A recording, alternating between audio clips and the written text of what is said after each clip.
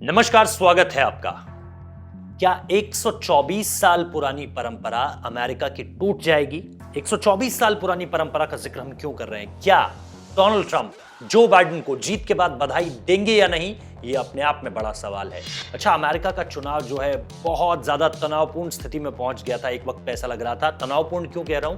क्योंकि पुलिस और Trump supporters के बीच लगातार झगड़ों की तस्वीरें आई हैं, हवाई फायरिंग की बातें सामने निकल कर आई हैं। इसके अलावा जिस तरह से न्यूयॉर्क वासियों ने इलेक्शन के रिजल्ट से पहले ही अपनी दुकानों के बाहर प्लाईवुड के बोर्ड्स लगा दिए थे उन्हें बचाने के लिए, वो ये बताते थे कि अमेरिका की हवा में एक तरह का खौफ तो है कि नतीजा अगर ट्रंप के खिलाफ आया तो फिर चीजें उलट सकती है।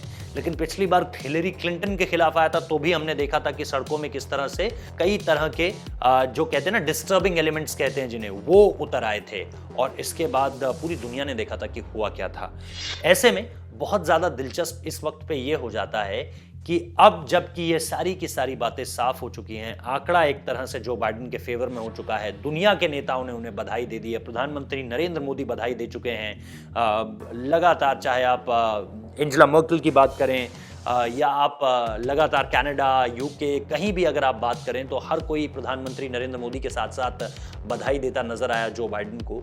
लेकिन ऐसे में क्या डोनाल्ड ट्रंप बधाई नहीं देंगे? और डोनाल्ड ट्रंप नहीं बधाई देंगे तो क्या 124 साल पुरानी परंपरा जो है क्या वो टूट जाएगी अमेरिका में? क्योंकि ये 124 साल पुरानी परंपरा है कि जीतने वाले शख्स को हारने वाला शख्स जरूर बधाई देता है। 1896 में पहली बार ये परंपरा सामने निकल कर आई थी, जहां पर हारने वाले उम्मीदवार ने जीतने वाले को भावुक बधाई संदेश दिया था। तब से ये परंपरा अमेरिकी राष्ट्रपति चुनाव के साथ जुड़ गई और उस चुनाव में रिपब्लिकन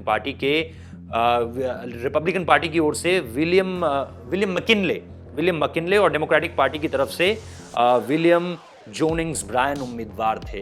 तो ये तब की परंपरा है, 1896 की परंपरा है।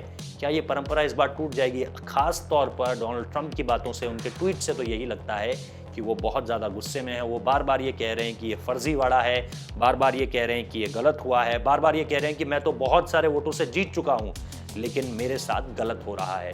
ऐसे में जब वो अपनी हार मानने के लिए तैयार नहीं है और सामने वाला अपनी जीत, क्योंकि वो लोकतांत्रिक तरीके से हुई है, तो मान चुका है, ऐसे में क्या डोनाल्ड ट्रंप इस 124 साल पुरानी परंपरा को तोड़ देंगे? और अगर वो ऐसा करते हैं तो क्या रिपब्लिकन्स उन्हें ऐसा करने देंगे? क्योंकि रिपब्लिकन्स को क्या सिर्फ यही चुनाव नजर आ रहा है? क्या 2024 में चुनाव नहीं होगा? और अगर 2024 में चुनाव होगा तो क्या रिपब्लिकन्स की तरफ से कोई कैंडिडेट नहीं आएगा?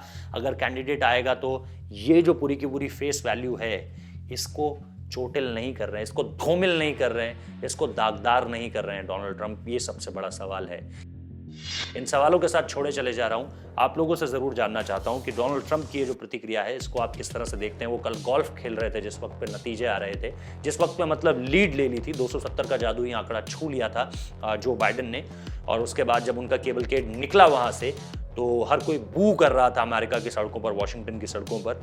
और इसके साथ साथ फ्लैग्स जो है वो जो बाइडेन के लहराए जा रहे थे।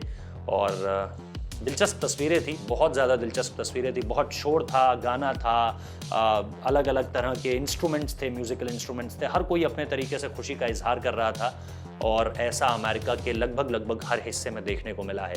तो क्या ट्रंप इस परंपरा को तोड़ देंगे? मेरा सवाल यही है। आप लोग जवाब जरूर दीजिएगा। फिलहाल इस वीडियो को देखने के लिए बहुत बहुत शुक्रिया। अच्छा लगा है तो लाइक कीजिए, कमेंट कीजिए, शेयर कीजिए, चैनल को सब्सक्राइब करना मत भूलिए।